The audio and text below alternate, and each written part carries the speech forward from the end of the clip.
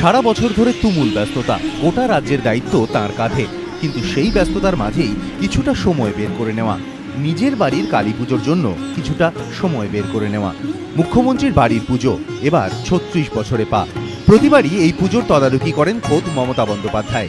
এবারও সেই একই ভূমিকায় তিনি। বিশুদ্ধ শাস্ত্র মতে পুজো। সাধারণ মানুষ থেকে দলের সাংসদ, বিধায়ক, রাজ্যের মন্ত্রী, পুলিশ কর্তা এবং টালিগঞ্জের তারকারা সবাই হাজির মুখ্যমন্ত্রীর বাড়ির পুজোতে। দুর্গাপুজোর সময় মুখ্যমন্ত্রী গিয়েছিলেন চেতলার একটি বৃদ্ধাশ্রমে, গল্প করেছিলেন সেখানকার বাসিন্দাদের সঙ্গে।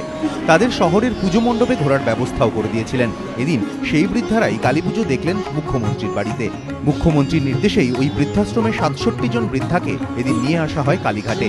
জীবনের শেষ প্রান্তে এসে তাঁরা পেয়েছেন শুধুই অবহেলা। দিন কাটে চার দেওয়ালের মধ্যে। এরই মধ্যে মুখ্যমন্ত্রীর বাড়ির কালীপুজোয় আসতে পেরে আপ্লুত বৃদ্ধাশ্রমের বাসিন্দারা। আলোর আনন্দে জীবনের স্বাদ। আশাবুল হোসেন, এবিপি আনন্দ, কলকাতা।